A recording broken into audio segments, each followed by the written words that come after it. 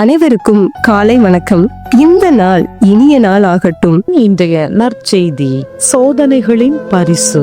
முக்கிய வசனம்: தேவனுடைய ஆவியாகிய மகிமையுள்ள ஆவியானவர் உங்கள் மேல் தங்கியிருக்கிறார். 1 பேதுரு 4:14.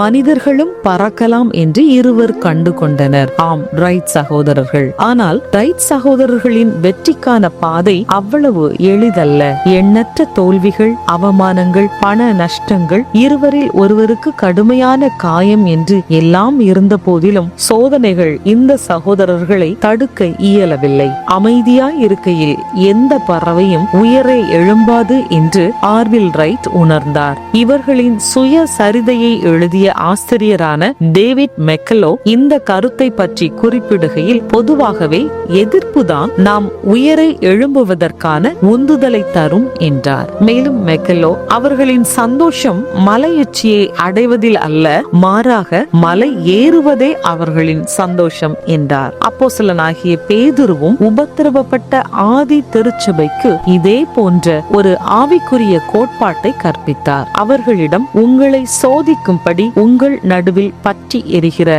அக்கினியை குறித்து ஏதோ புதுமை என்று திகையாமல் இருக்கும்படி சொன்னார். இது பாடுகளின் வேதனையை மறைப்பது அல்ல, கிறிஸ்துவிலான எதிர்பார்ப்பு தேவனுக்குள்ளான நமது நம்பிக்கையை வளரச் செய்யும். குறிப்பாக ஆதி கிறிஸ்தவர்களைப் போல இயேசுவின் விசுவாசிகளாக இருப்பதற்கு நாமும் துன்பப்படுகையில் இது நன்றாக பொருந்தும். அவர்களுக்கு பேதுரு கிறிஸ்துவின் மகிமை வெளிப்படும் போது நீங்கள் களி கூர்ந்து மகிழும்படியாக அவருடைய பாடுகளுக்கு நீங்கள் பங்காளிகளானதால் சந்தோஷப்படுங்கள் என்று எழுதினார். மேலும் நீங்கள் கிறிஸ்துவின் நாமத்து நிமித்தம் நிந்திக்கப்பட்டால் பாக்கியவான்கள், ஏனென்றால் தேவனுடைய ஆவியாகிய மகிமையுள்ள ஆவியானவர் உங்கள் மேல் தங்கி இருக்கிறார் என்றார். ரைட் சகோதரரின் குணாதிசயம் அவர்களின் சுய சரிதையை எழுதிய ஆசிரியரால் போற்றப்பட்டது போல தேவ அன்பின் சுபாவம் நம்மில் செயல்படுவதை பிறர் காணட்டும். நமக்கு எதிரானதை வைத்தே நாம் புதிய மைல் கற்களை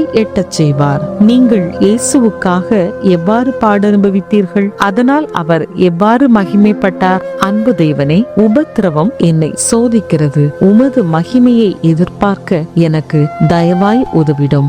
இந்த நாள் இனிய நாள் ஆகட்டும்.